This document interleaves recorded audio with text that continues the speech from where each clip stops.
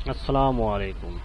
Practice आज हम करने वाले हैं इंट्रोगेटिव, मतलब कि छोटा सवालिया जुमला, नॉन एक्शन जिसमें वर्ब का इस्तेमाल ना किया जाए।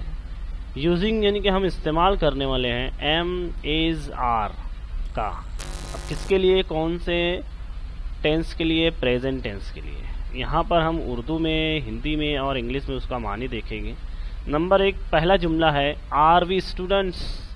अब यहाँ वी मतलब हम लोग होता है, तो आर वी स्टूडेंट्स का मतलब होगा क्या हम छात्र हैं, क्या हम तालिबे इल्म हैं। नंबर 2 आर वी मुस्लिम्स, क्या हम मुसलमान हैं, क्या हम मुसलमान हैं। Number 3 are we good boys, क्या हम अच्छे लड़के हैं, क्या हम अच्छे लड़के हैं। Number 4 are we at bus station now. At का इस्तेमाल किया जाता है छोटी जगह के लिए, इन का इस्तेमाल किया जाता है बड़ी जगहों के लिए। Are we bus station now, क्या हम अभी बस स्टेशन पर हैं, क्या हम अभी बस स्टेशन पर हैं। Number 5 are we in Mumbai now.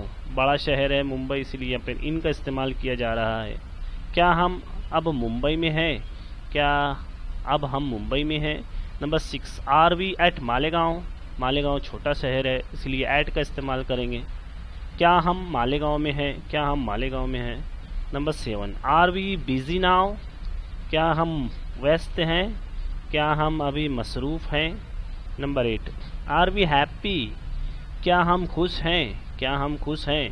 Number 9 are we hear, क्या हम यहाँ हैं, क्या हम यहाँ हैं। हियर का मतलब होता है यहाँ पर या यहाँ। Number 10 are we in our room. Classroom या रूम, क्या हम अपने कमरे में हैं, क्या हम अपने कमरे में हैं। इस तरीके के जुमले इसके अंदर छोटे सवालिया जुमले बनते हैं। इसे कहते हैं interrogative non action. Am is are का इस्तेमाल करेंगे। उम्मीद है आपको वीडियो पसंद आई होगी।